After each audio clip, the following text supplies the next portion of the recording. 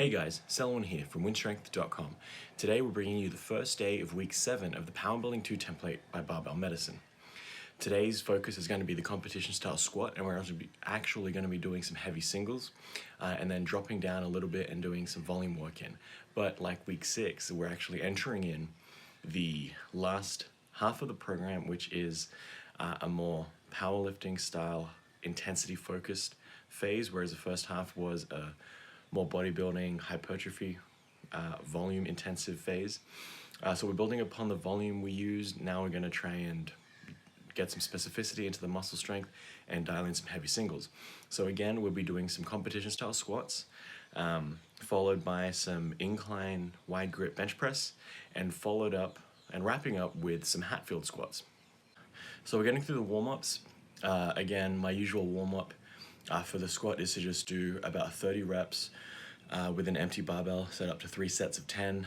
If it's not feeling good, I'll bump up the final 2 sets to 15, so it just gets the blood flowing. And then from there, all I'm gonna do is add 45 on to do 135, and I'll progressively increase till I get to the target weight. Until 225, I'll actually be doing 5s and 3s, just so we get more blood flowing at a lighter weight. It's a better way to warm up, I believe. So I'll hop on the calculator and find out what the target weight is for today, and then we're going to break up the warm-up sets into about 4 to 5 heavy singles up until we get to the target weight for today.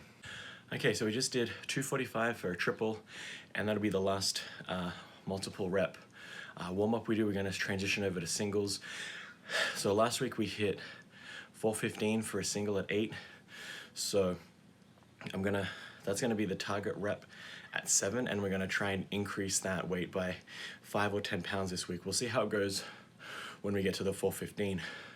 So like with any program, you do wanna make sure that you're increasing your weights used on a long-term or a long-term scale basis. So what that means is on each workout, you're kind of increasing the weight or volume, or over the week, you're setting an upward trend in weights used.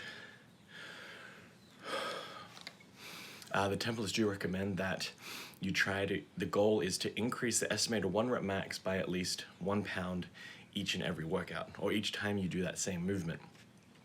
That way we get a progressive overload throughout the 10 weeks.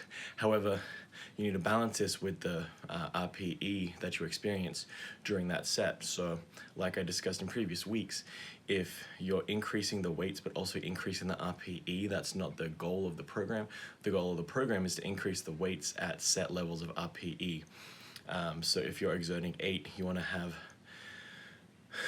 the RPE 8 exertion level on 410, then 415, then 420.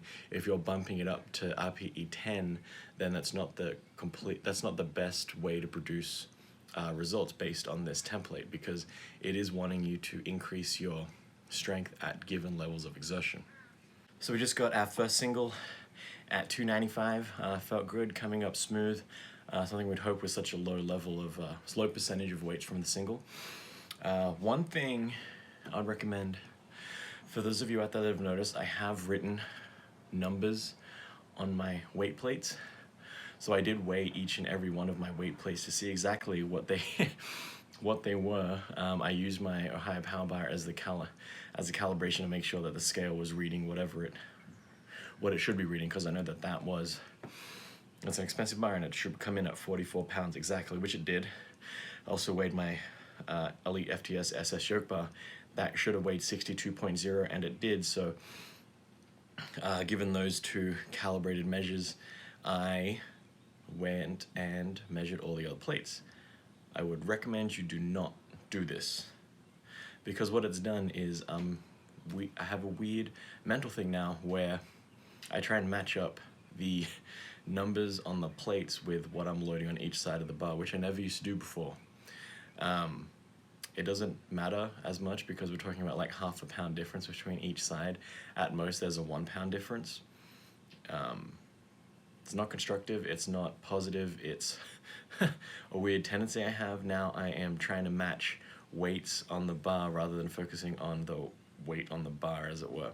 So if you don't have a way to correct it, if you're not wanting to drill in and attach heavier weights or drill out parts of the weight so that they all match, I would recommend just just ignoring it. For the most part, they're all within like 1.5 pounds of 45 each way. Most of them weigh in the 44-pound range. There's a couple of weights that weigh over 45, but only by 1/2 pound. So I'd recommend not doing this at all. So 325 went up really well. Today, I'm really focusing on keeping the knees out, spreading the legs in that position, because one of the things you want is to make sure your knees track your toes, and your toes generally in a setup like this with a wider stance and a lower bar position on the back, you do want to have the toes angled out. Very rarely do you want the toes pointed straight ahead. It puts undue stress on the ankle and knee and hip joint because your body wants to naturally spread out the legs when it bends down in an unweighted movement. So you just want to replicate that when you do add weight to the bar. The other thing is, the reason you want to open up the legs and spread the knees out is to allow more space in between your legs. So if you do have a bit of a belly, it does help with that, same with the wider stance. But for the most part, you want the knees to track the toes, and the best thing with this is it engages a little bit more muscle group by having that toes pointed out position. It makes it a little bit more efficient, so you can push out a little bit more weight. One of the there's 3 cues that I found have helped me and helped a couple of other people that I've coached. One is to screw the feet into the ground. So you think of your feet, and as you go down, you want to rotate them outwards, and then at the bottom you hold it and then initiate that outward screwing when you come back up again. One is to spread the floor out when you push up and push down. So you're thinking of, rather than standing up, you're thinking of spreading the floor on the way up. And the final one is to open the taint, for lack of a better term, and that you just want to open up the taint as you go down and as you on the way up. These 3 can help you with a different mental cue in order to make sure your legs are going out and you're exerting maximum force using the most efficient technique. So 4 or 5 went up pretty nicely. Next weight is going to be 415, and then we're going to shoot for 425 after that. I think the speed was good. Didn't feel too much sticking point. No, I don't think the form broke down too much. I hit depth, so I think we're cruising for a good session today. So that was 415 for a single. Went up really quick, I think. It didn't feel too difficult at all. I'm going to try and push it to 425, and I'm probably going to call it there. Overall, so far, this has been probably one of the better squat sessions I've had in a really long time. So I'm wanting to push it while not pushing it too far, because we're trying to strike that balance between stress and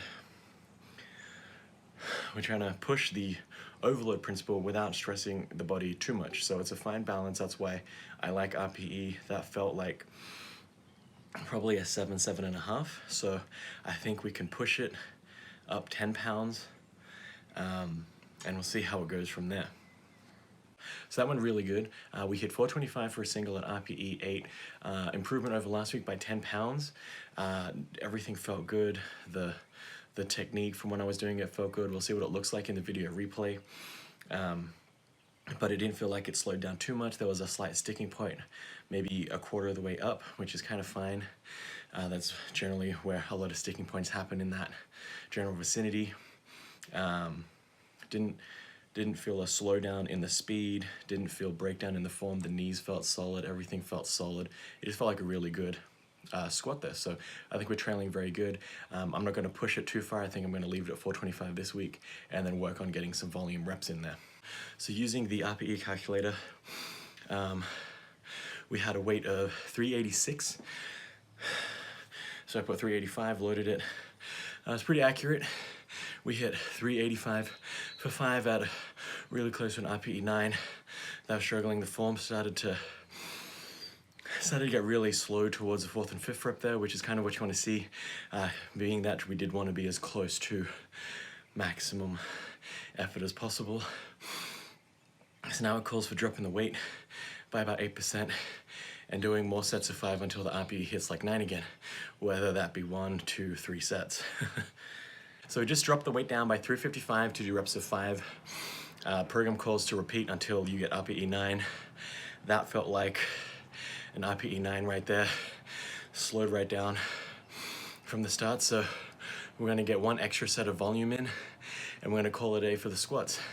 It's currently been an hour and 15 minutes approximately.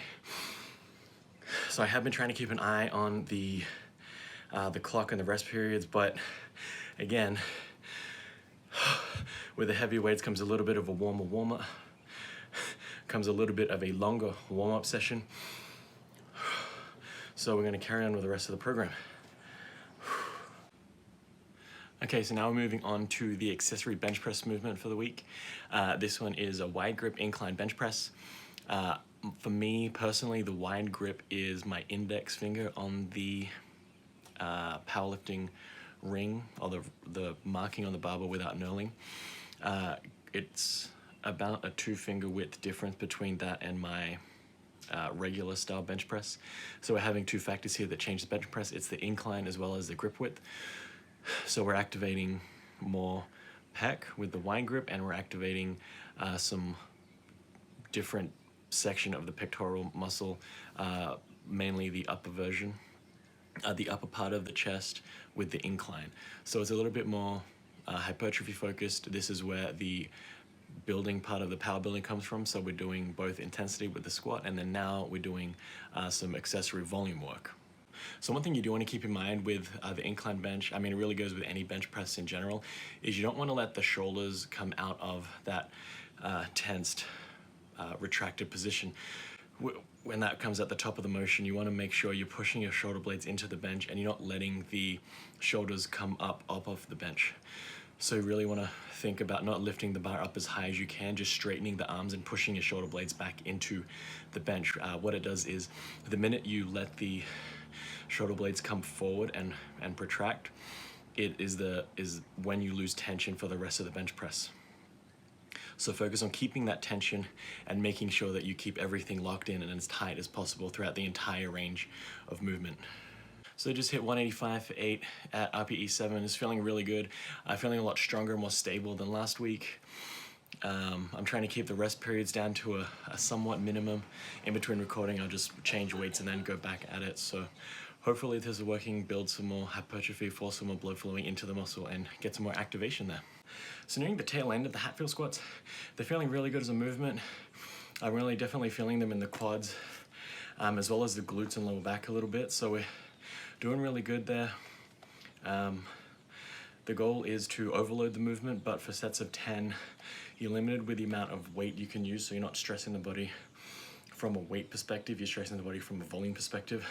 So we can really drive up the volume as well as the weights in this movement, just because you are able to access that extra pull out of the arms on the support barbell there. So I think this is a great way to end a workout. Some high rep, some relatively lower weights with some high rep volume. It really gets the blood flowing, puts my stamina to work, and helps with the conditioning just a fair amount. Just because I'm trying to watch the rest period, so really what I'm trying to do is record these little voiceovers in between sets, change the weights, and just get back right into it. So it's really driving up the effort levels without having to drive up the weights used. Now, it sounds counterintuitive to the fact that I'm trying to lift more weights in general to get stronger, but as part of the overall picture and part of the grand scheme of things, the initial movements that we focus on, so the competition lifts, the squat, bench, dead, press, those ones we focus on using some really heavy weights for some lower reps. And then as we go through the day, we're actually shifting towards a higher volume work while dropping the intensities relatively. Now, because it is a power building style program, that's where the trade-off comes in, because we're not purely focused on developing raw single rep strength. We're also wanting to build muscle, and muscle is a function of volume as well.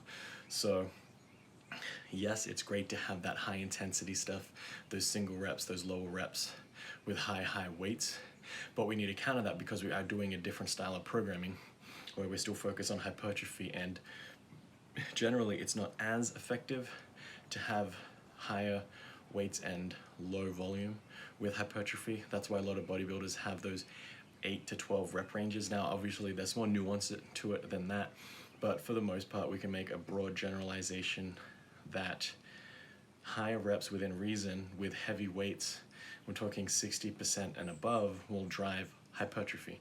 So we don't want to stick to plus 90% weights with under 4 reps to drive hypertrophy. We want to think about doing over 6 to 8 reps to maybe 12 to 15 reps with any weight that uses 60% of our 1 rep max and above. Okay, so just got done with the Hatfield Squats, hit 250 for 2 sets of 10 at RPE 8. Feeling good. We used that weight last week, but it was pushing 8.5, so, and that was only for 1 set, so we're able to bump up the volume, keep the weight the same, and lessen the RPE. So I think we're on a good track there. I think my body's figuring out how to do the Hatfield squat. I mean, it's not a complex movement, but any novel stimulus is going to take a couple of weeks to get used to. And this is one of the things I really like about the Powerbuilding II template, is that we're doing accessory movements for all the main lifts with different implements, different variants obviously. So there's like wide grip, bench, incline bench. We're doing different variations of the squat. We have SSB squats, we have Hatfield squats, we can do, there's options to do front squats, high bar squats. That's a great thing with the program, that versatility, but while it is including all that versatility, we're still able to perform the main competition movements. Unlike a couple of the other templates out there where they substitute out the main lift, so we're no longer doing a competition style squat, we're swapping that out completely for an SSB squat. We're swapping out overhead press completely for a seated military style press. So there's little things like that to keep in mind when you are selecting a program. What are your goals? What do you enjoy doing? I personally enjoy doing the main competition lifts. That's why I prefer a program that keeps the main competition variant in place for the entire stretch of the program. Now, it's not going to be lifting heavy all the time. We're not doing singles for 10 weeks straight. We're mixing up the reps, we're mixing up the weights, and we're mixing up the sets as well. So we're still getting a lot of variation. We're getting a lot of ancillary and accessory movements in as well. So it's kind of hitting all the bases that I enjoy personally in a program. Now, your mileage might vary. You might not like to do the low bar competition squat every single time. You might not like to do a flat bench press. You might want to do more variants of the deadlift or the bench press or whatever the case may be. So it's something to keep in mind when choosing a program. So that about wraps up the first day of week 7. Looking forward to how this is going.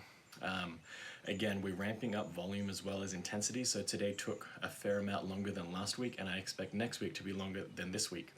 I do need to keep an eye on the rest periods in between exercises so that I do cut the workout time down. So today took just around 2 hours and 10 minutes, so a fairly long workout session there.